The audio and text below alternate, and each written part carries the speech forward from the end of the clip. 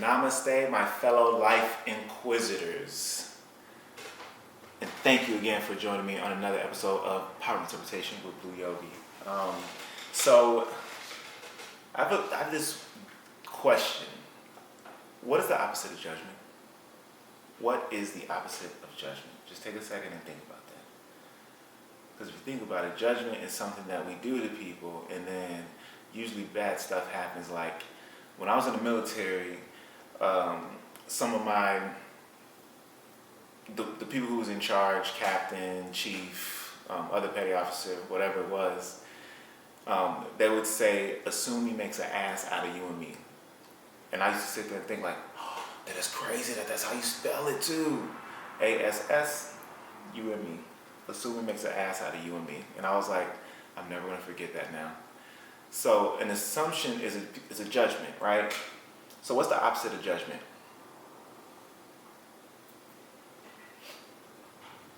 Okay, so I want to read off some Google descriptions again because I just like doing that because, I'm not the end-all be-all here. And plus, I almost failed in English most of my life. Actually, most of my life I did, but then I got better. Okay, judgment. The ability to make considered decisions or come to a sensible conclusion.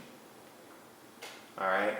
The ability to make considered decisions or come to a sensible conclusion. Now, let's talk about this for a second. Considered decision. Like, when do we need to use considered decisions? I would say judgment is probably not for people. Maybe judgment is for discerning a situation that you have to get yourself out of, right? You got to make a decision whether or not I'm going to,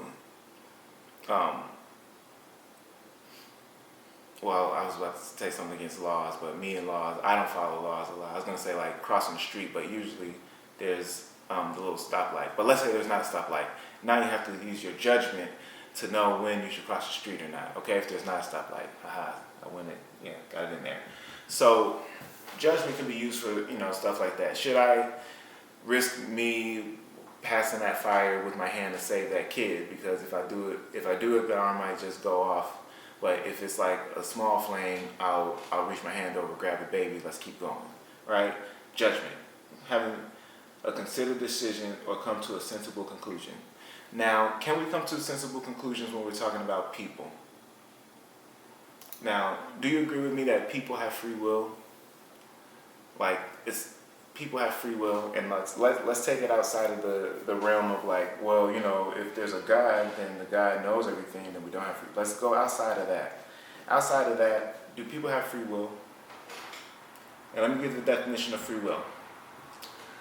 The power of acting without the constraint of necessity or fate.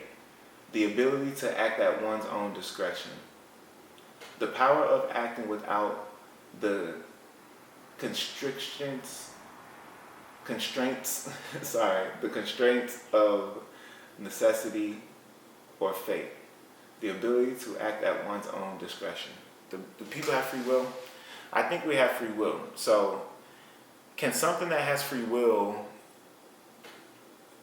can we come up with a conclusion or an end understanding to something like that?